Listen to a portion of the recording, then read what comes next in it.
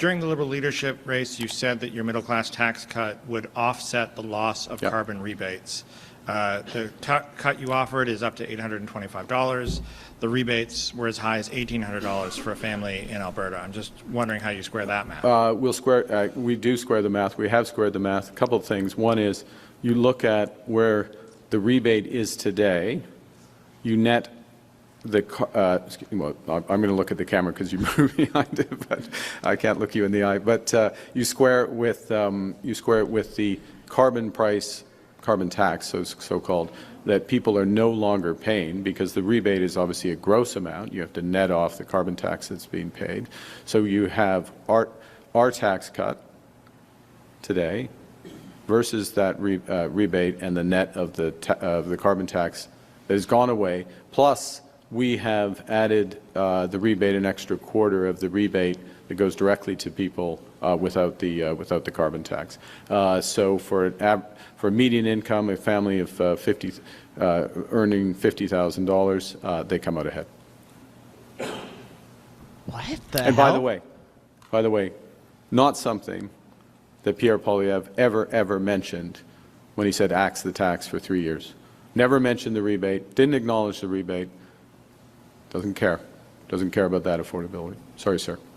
Hi, Steve Chase, Globe and Mail. Good morning. You say you're in talks with the Ethics Commissioner to set up a conflict of interest screen. Why not just sell your Brookfield shares and get rid of your unexercised options to avoid having to recuse yourself? A couple of things. Thanks for the question, Steve.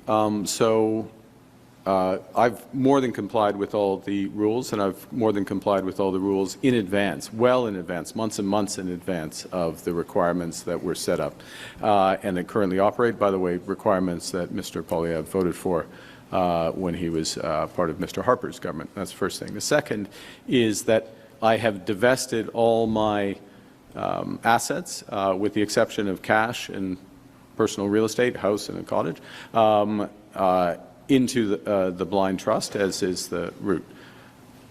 It's a blind trust. I can't, what that means, for those who don't follow this, I have no control over it anymore. It's a blind trust. I have no control. I cannot divest anything from it. I can't change that. The trustee manages it accordingly. I have set up screens for Brookfield and a company called Stripe that I used to be on the board of.